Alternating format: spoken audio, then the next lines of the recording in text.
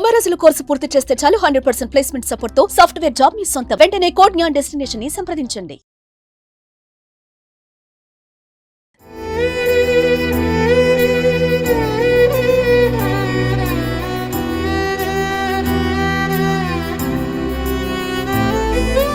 నాకు చంపి నాకు ఏదైనా టాబ్లెట్లు అవి ఇవన్నీ బాధపడు.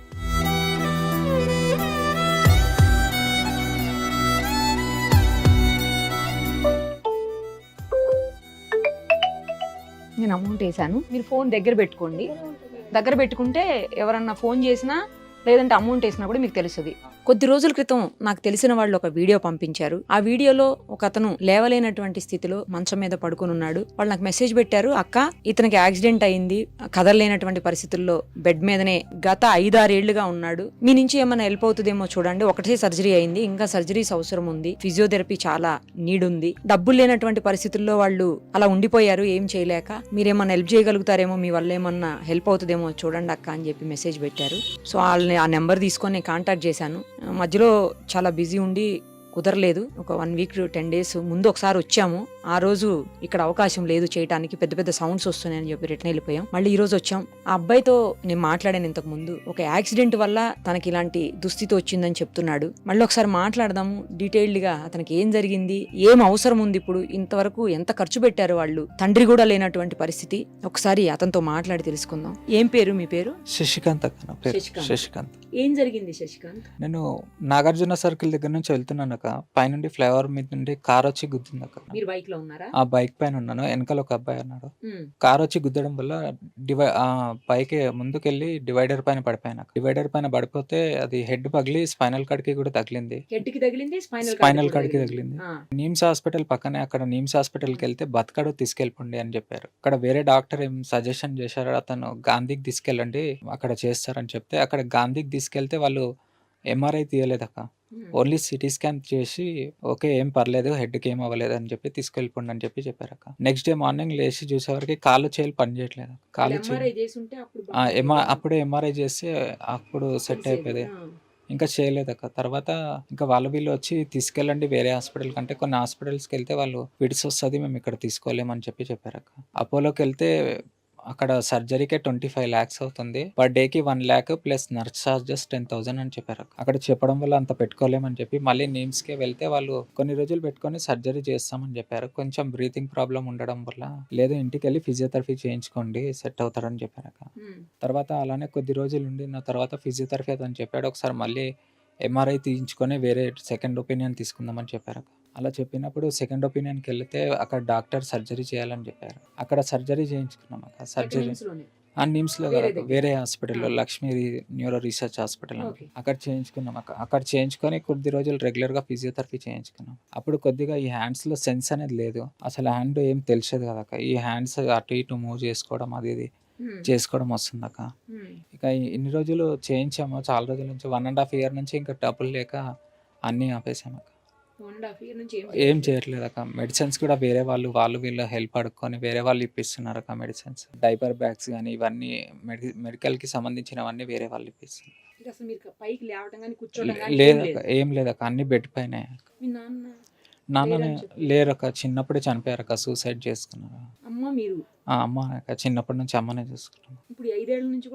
అమ్మనే చేస్తుంది అక్క, అన్ని తినిపించడం, డైపర్ చేయడం, అన్ని చేయించడం. మీరు వేరే ఒక జాబ్ చేసేవాళ్ళం. అదే రోజు మయామ్ కన్స్ట్రక్షన్లో జాబ్లో జాయిన్ అయినాక సేఫ్టీ డిపార్ట్మెంట్కి సూపర్వైజర్. ఇప్పుడు యాక్సిడెంట్ చేసిపోయిన వాళ్ళు ఏమి హెల్ప్ చేయలేదా? లేదక్క, వాళ్ళు పారిపోయారక్క. అక్కడ అదే ఏరియాలో సీసీ కెమెరాస్ కూడా పనిచేయట్లేదని చెప్పారక్క. నెక్స్ట్ డే ఎవరో కూడా తెలియదు. లేదక్క, ఎవరు యాక్సిడెంట్ చేసింది కూడా తెలియదు. లేదక్క, తెలియదు. కేసు పెట్టారా పోలీసులు?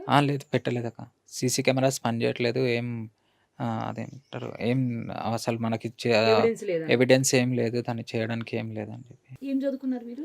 నేను డిగ్రీ చేశాను అక్క. ఇప్పుడు ఏమి చేసే పరిస్థితి లేక అలా వదిలేసారు? అలా వదిలేసాం అక్క.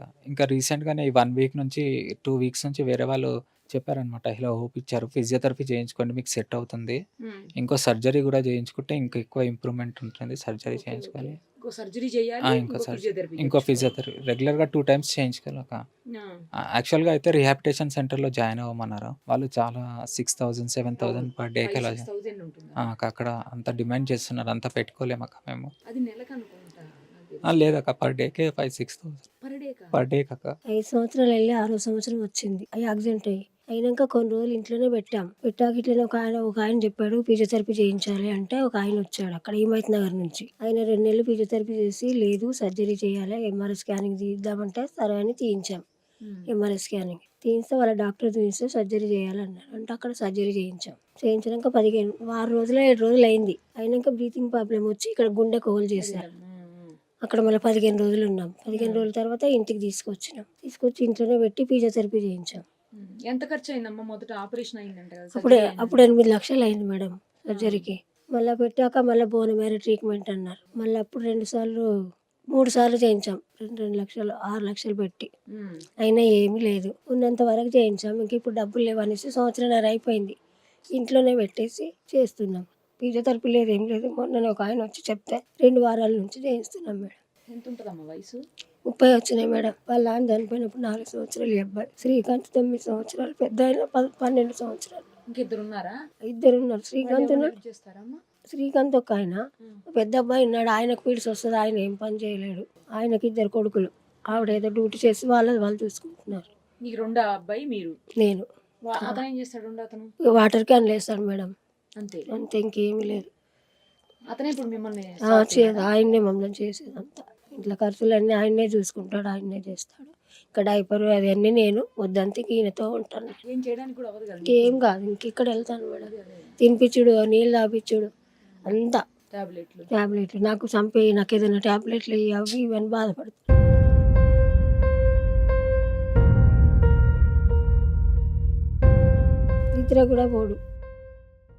నిద్ర కూడా లేదు ఆయనకు.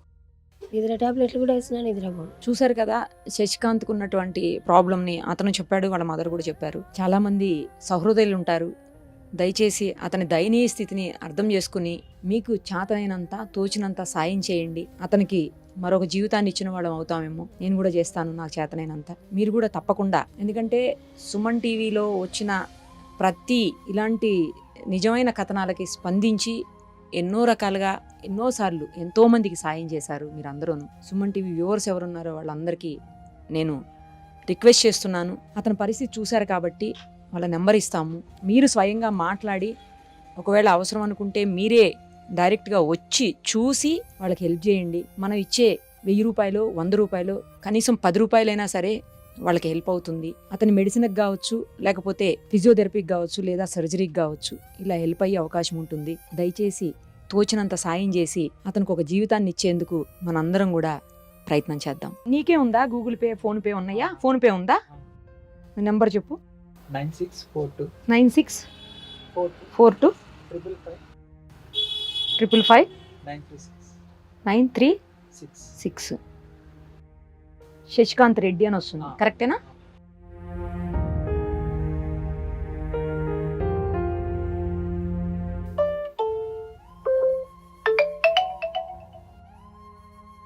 నేను అమౌంట్ వేసాను, ఓకేనా?